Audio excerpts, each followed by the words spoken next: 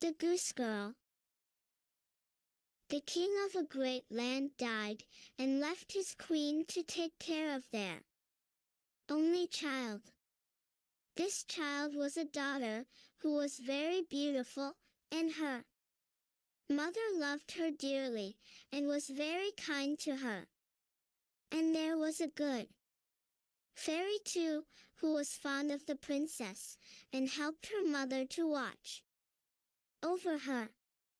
When she grew up, she was betrothed to a prince who lived a great way off, and as the time drew near for her to be married, she got ready to set off on her journey to his country. Then the queen, her mother, packed up a great many costly things, jewels, and gold, and silver, trinkets, fine dresses, and in short everything that became a royal bride. And she gave her a waiting maid to ride with her, and give her into the bridegroom's hands, and each had a horse for the journey. Now the princess's horse was the fairy's gift, and it was called Falada, and could speak. When the time came for them to set out, the fairy went into her bedchamber, and took a little knife, and cut off a lock of her hair, and gave it to the princess, and said, "Take care of it, dear child, for it is a charm that may be of use to you on the road." Then they all took a sorrowful leave of the princess, and she put the lock of hair into her bosom, got upon her horse, and set off on her journey to her bridegroom's kingdom. One day, as they were riding along by a brook, the princess began to feel very thirsty, and she said to her maid, "Pray get down, and fetch me some water in my golden cup out of yonder brook, for I want to drink." "Nay," said the maid, "if you are thirsty, get off yourself, and stoop down by the water and drink. I shall not be your waiting maid any longer."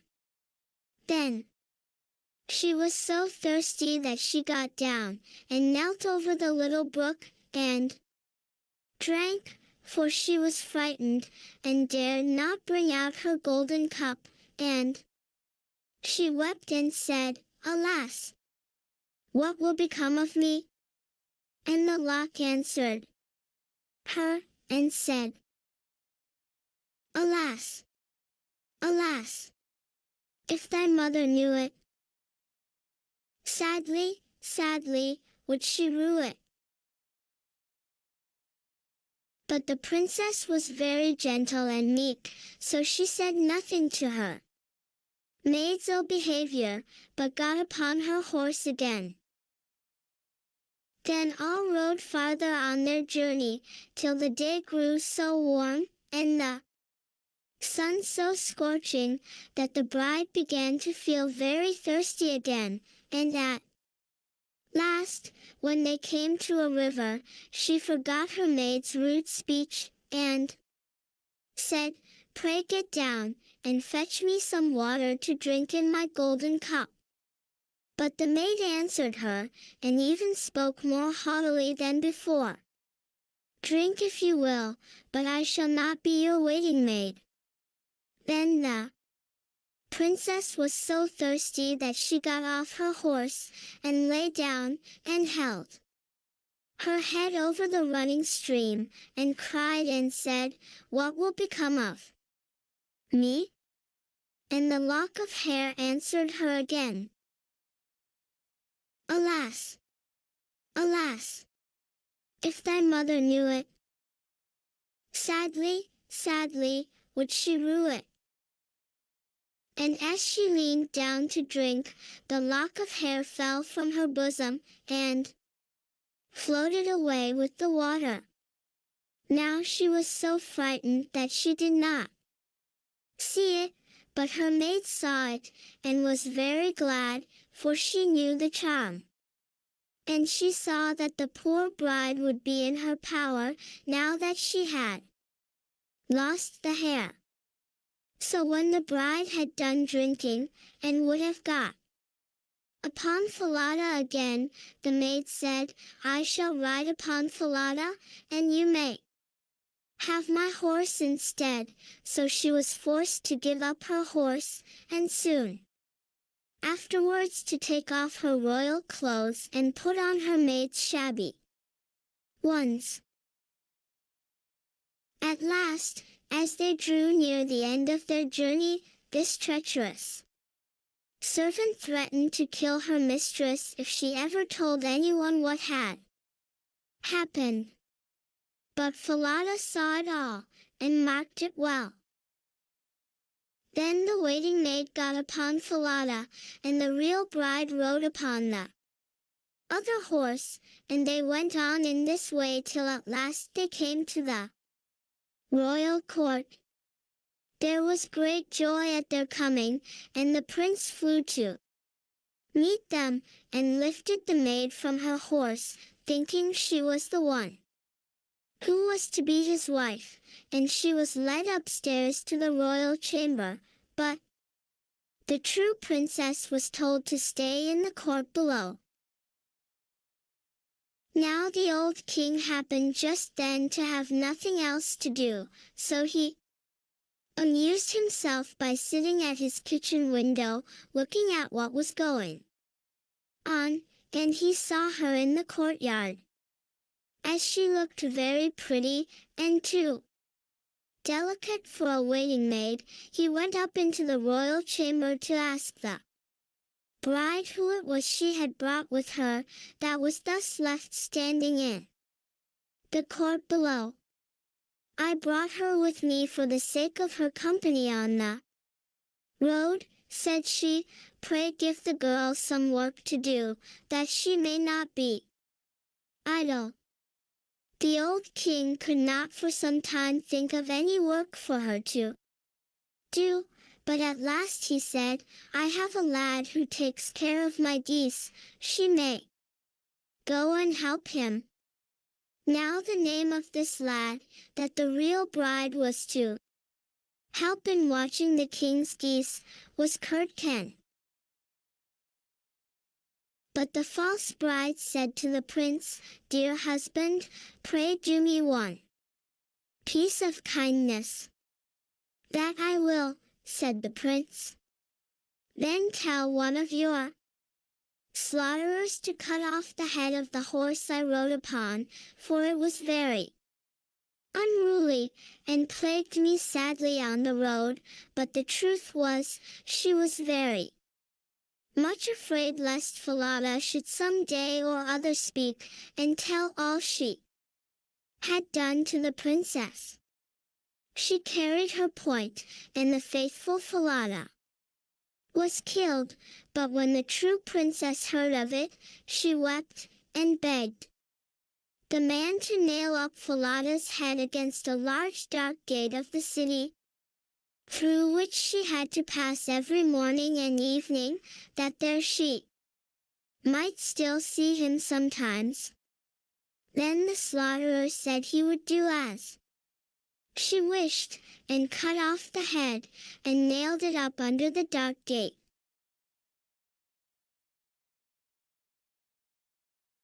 Early the next morning, as she and Curtcan went out through the gate, she said sorrowfully, "Falada, Falada, there thou hangest." And the head answered, "Bride, bride, there thou gangest." Alas, alas, if thy mother knew it, sadly, sadly, would she rue it. Then they went out of the city, and drove the geese on. And when she came to the meadow, she sat down upon a bank there, and let down her waving locks of hair, which were all of pure silver, and when Curtcan saw it glitter in the sun, he ran up, and would have pulled some of the locks but she cried, "Blow, breezes, blow. Let Curdken's hat go. Blow, breezes, blow. Let him after it go. O'er hills, dales, and rocks.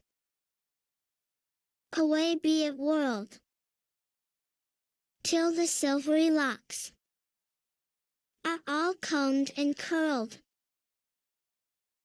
Then there came a wind, so strong that it blew off Curdken's hat, and away it flew over the hills, and he was forced to turn and run after it, till, by the time he came back, she had done combing and curling her hair, and had put it up again safe.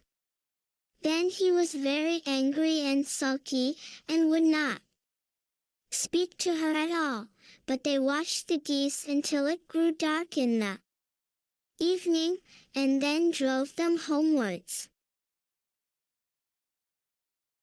The next morning, as they were going through the dark gate, the poor girl looked up at Falada's head, and cried, "Falada, Falada, there thou hangest." And the head answered, "Bride, bride, there thou gangest." Alas, alas, if thy mother knew it, sadly, sadly, would she rue it. Then she drove on the geese, and sat down again in the meadow, and began to comb out her hair as before, and Curdken ran up to her, and wanted to take hold of it, but she cried out quickly, "Blow, breezes, blow. Let Curdken's hat go. Blow, breezes, blow. Let him after it go. O'er hills, dales, and rocks. Away be it whirled, till the silvery locks are all combed and curled." Then the wind came and blew away his hat, and off it flew a great way, over the hills and far away, so that he had to run after it, and when he came back she had bound up her hair again, and all was safe. So they watched the geese till it grew dark. In the evening, after they came home, Curdken went to the old king, and said, "I cannot have that strange girl to help me to keep the geese any longer." "Why?" said the king. "Because, instead of doing any good, she does nothing but tease me all day long." Then the king made him tell him what had happened. And Curdken said, "When we go in the morning through the dark gate with our flock of geese, she cries and talks with the head of a horse that hangs upon the wall, and says, 'Falada, Falada, there thou hangest.' And the head answers,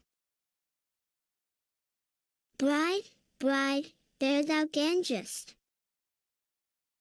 Alas, alas, if thy mother knew it, sadly, sadly, would she rue it."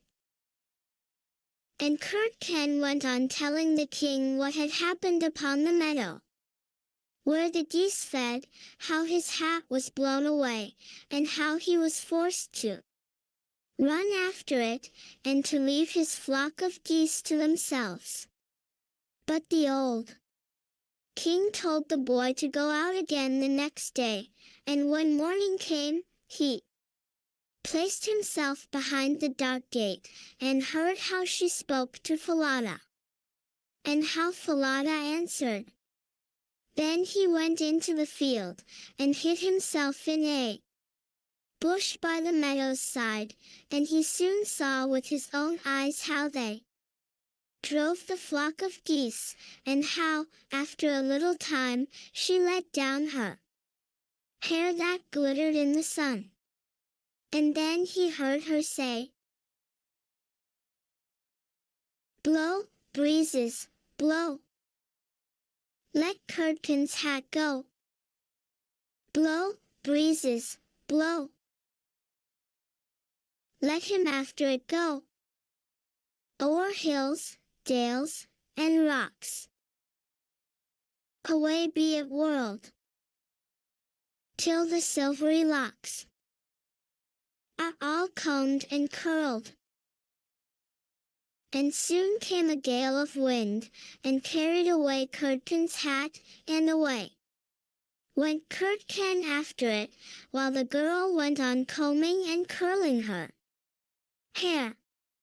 All this the old king saw, so he went home without being seen, and when the little goose girl came back in the evening he called her aside and asked her why she did so, but she burst into tears, and said, "That I must not tell you or any man, or I shall lose my life." But the old king begged so hard, that she had no peace till she had told him all the tale, from beginning to end, word for word. And it was very lucky for her that she did so, for when she had done the king ordered royal clothes to be put upon her, and gazed on her with wonder, she was so beautiful. Then he called his son and told him that he had only a false bride, for that she was merely a waiting maid, while the true bride stood by.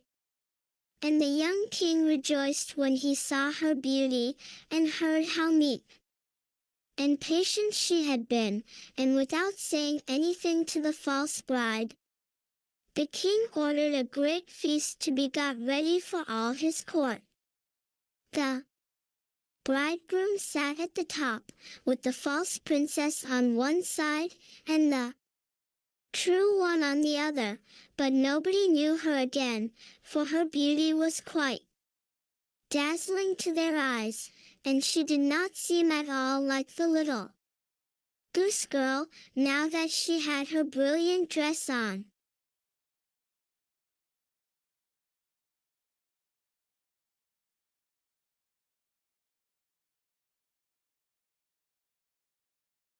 When they had eaten and drank, and were very merry, the old king said he would tell them a tale. So he began, and told all the story of the princess, as if it was one that he had once heard, and he asked the true waiting maid what she thought ought to be done to anyone who would behave thus.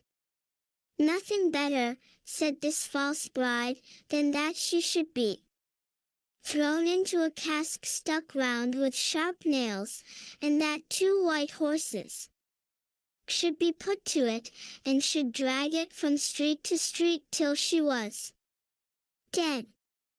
"Thou art she," said the old king, "and as thou hast judged thyself, so shall it be done to thee." And the young king was then married to his true wife, and they reigned over the kingdom in peace and happiness all their lives, and the good fairy came to see them, and restored the faithful Falada to life again.